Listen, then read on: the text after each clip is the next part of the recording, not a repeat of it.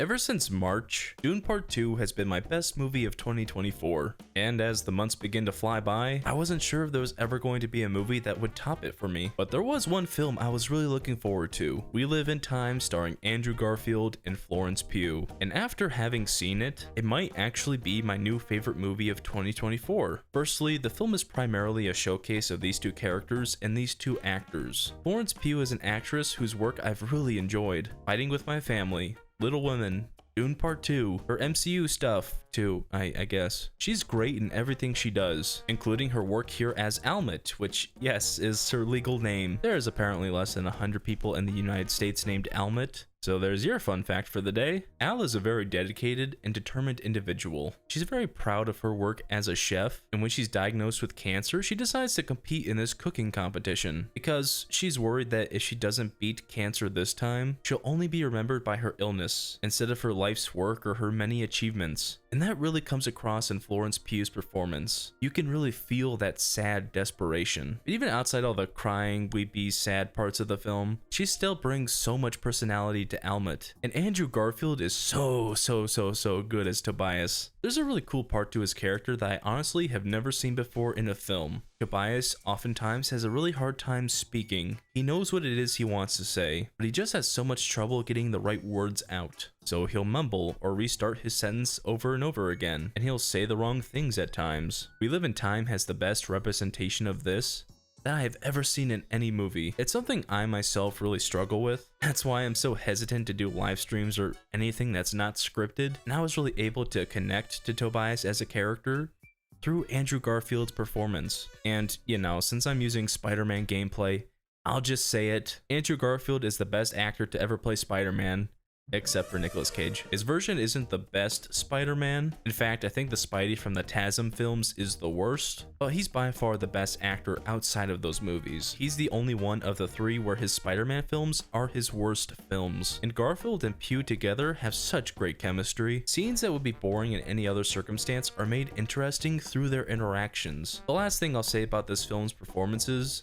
is that We Live in Time has a lot of speechless storytelling. It lets the character expressions tell the story instead of having them verbalize everything. And it's a real testament to these actors how effectively they're able to do this. But the story around these characters is just as impressive for many different reasons. The movie jumps around to a few different spots in time, like when Tobias and Almut first meet, or when they conceive and give birth to their daughter, or the main plot line that follows them as Almut is diagnosed with cancer again. At first, the time jumping was kinda confusing, but you eventually get used to it. Almut's hair is a big help in differentiating the different timelines. Those bangs were saving me. But the single thing about this movie's storyline that made me fall in love with the film as a whole is the fact that it never milks the cancer storyline. With a lot of dramas like this one, they have a tendency to emotionally manipulate the audience through having a drawn out hospital scene or a really emotional funeral scene or something like that. But We Live in Time doesn't do that. It doesn't treat Almut like a cancer patient.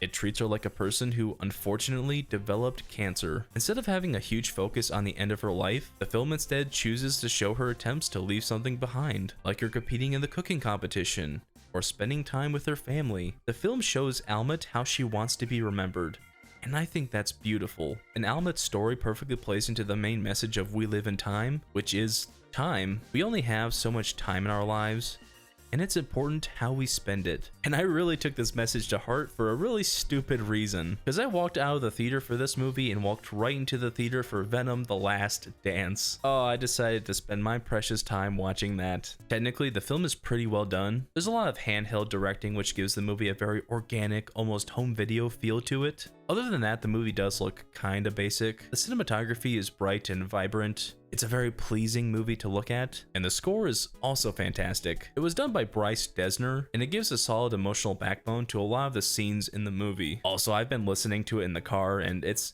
just so nice. The last thing I want to point out about We Live in Time is that it's a surprisingly funny movie, and the humor is found in the weirdest places, like Almut meeting Tobias by hitting him with her car, or the birth scene that happens in a gas station bathroom. I have seen a lot of birth scenes in movies. The one in Alien Romulus will scar me for life, but this scene in We Live in Time was just so funny. The line delivery between all the characters, the chaotic nature of it all, it was perfect. I love We Live in Time. It's my favorite kind of movie, and I think I can certainly say it has replaced Dune Part 2 as my favorite movie of the year. So I'm going to give it a 10 out of 10. If you've enjoyed this video, why not hit that subscribe button and leave a like. Also comment down below and let me know what you thought of We Live in Time. Make sure you check out the newest video on the main channel and stay tuned for new reviews here.